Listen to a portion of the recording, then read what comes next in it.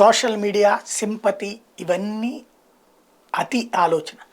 వాస్తవంగా గ్రౌండ్ లెవెల్లో ప్రజలకు సంబంధించిన మమేకమై ఉండాలి. ఓ బలమైన పార్టీ అండ ఉండాలి, పైసలు ఉండాలా.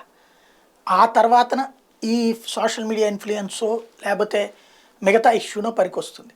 కానీ ఉట్టి సోషల్ మీడియాని నమ్ముకుంటే ఫేస్బుక్లో ఓట్లేస్తే గెలవాలి కానీ బయట గెలవలేరు. దానికి సాక్ష్యం బర్రెలెక్క. ఆవిడకి డిపాజిట్లు కూడా రాలేదు.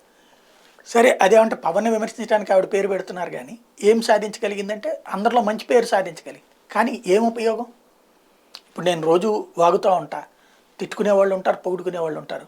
నా ముద్ద వాళ్ళు ఇస్తున్నారు కాబట్టి గూగుల్ వాళ్ళు బతుకుతున్నా, లేకపోతే ఏం కుదురుతుంది? నాకేం ఎన్నికల్లో పోటీ చేస్తే ఒక్క ఓటన్నా వస్తుందా? నాది నేను వేసుకోవాలంటుంది, మిగతాది ఏం నమ్మకం ఉండదు. ఎందుకంటే సొసైటీ అట్లాగా ఏమీ లేదు. ఇది నాకైతే చాలా ఆలోచనలు ఉన్నాయి. ఏది బాగు చేయడానికి సంబంధించిన ప్రణాళికలు నాకు బాగా ఐడియా ఉంది. గ్రౌండ్ లెవెల్ నుంచి గత 30 ఏళ్ళ నుండి చూశాను.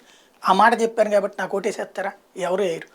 కాబట్టి రాజకీయాలు ఇదంతా ఎందుకు చెప్పాల్సి వస్తుందంటే, ఆ మధ్యన గుర్తుంది కదా, నవ్య అని ఒక ఆవిడ రాజయ్య అనేటువంటి మాజీ డిప్యూటీ సీఎం మీద భారీ ఎలిగేషన్స్, ప్రస్తుత ఎమ్మెల్యే మొన్నటిదాకా ఎమ్మెల్యే ఆయన మీద భారీ ఎలిగేషన్స్. చివరికి ఆయన రాజకీయ జీవితాన్ని ఈవిడ దెబ్బ కొట్టగలిగింది. కడియం శ్రీహరిని అక్కడ మార్చడానికి కారణమైంది.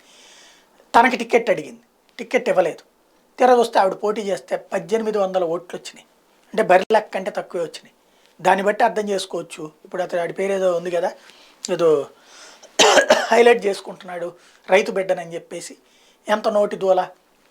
అదేదో చివరికి అలా లాయర్ అట ఇప్పుడు అతనికి హైలైట్ చేస్తున్నారు. ఏమని?